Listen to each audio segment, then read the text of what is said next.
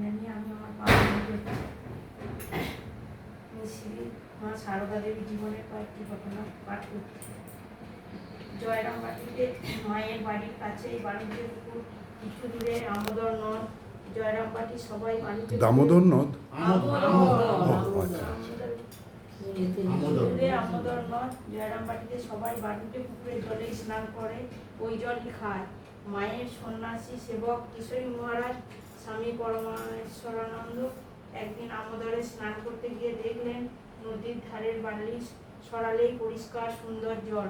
তিনি ভাবলেন ওই জল মাকে খাওয়াবেন, কারণ ওই জল অনেক স্বাস্থ্যকর। পরদিন তিনি স্নান করবার সময় একটা কলসি নিয়ে গেলেন এবং স্নান শেষে মায়ের জন্য কলসিতে করে জল নিয়ে এলেন। সেবক ভেবেছিলেন মা খুশি হবেন, কিন্তু মা তাকে বকতে লাগলেন, কে তোমাকে জল আনতে বলেছে? আমি তোমাকে জল আনতে বলিনি। আমি বাণিজ্য পুকুরের জল খাই, বাণিজ্য পুকুরের মিষ্টি জল, তোমাকেও জল আনতে হবে না। কিন্তু সেবক লক্ষ্য করলেন মা বিরক্ত হলেও ওই জল ব্যবহার করছে। তাই পরদিন স্নান করে ফেরার সময় মায়ের জন্য জল নিয়ে এলেন। মা এদিনও আরো বকলেন, কেন তুমি জল আনলে? কে তোমাকে জল আনতে বললো? আমি বারণ করলেও তুমি শুনবে না। কিন্তু সেদিনও মা সেবকের আনা জলই খেলেন। সেবক তৃতীয় দিনেও জল আনলেন। মা এদিন আরো বকলেন। এই দুদিন সেবক চুপ করেছিলেন।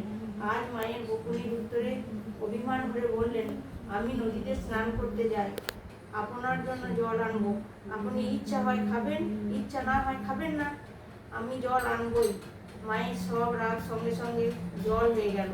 কোমল স্বরে বললেন, দেখো বাবা, জল আনছো, তৃপ্তির সঙ্গে খাচ্ছি এবং জল ভালো, তবে অত দূর থেকে জল আনতে তোমার কষ্ট হবে বলে তোমাকে নিষেধ করেছিলাম। সেবক হতবাক। মায়ের আপাত কঠোরতার পিছনে তার জন্য কতটা উদ্বেগ ও চিন্তা কাজ করেছে তাও তিনি ভাবতে পারেননি। সমাজে যারা অবহেলিত কিংবা নিযুক্ত অপরাধের জন্য লোকের চোখে হয় হেয়, মায়ের স্নেহ থেকে তারাও বঞ্চিত হতো না, কারণ মা শুধু ভালোবাসতেই জানতেন।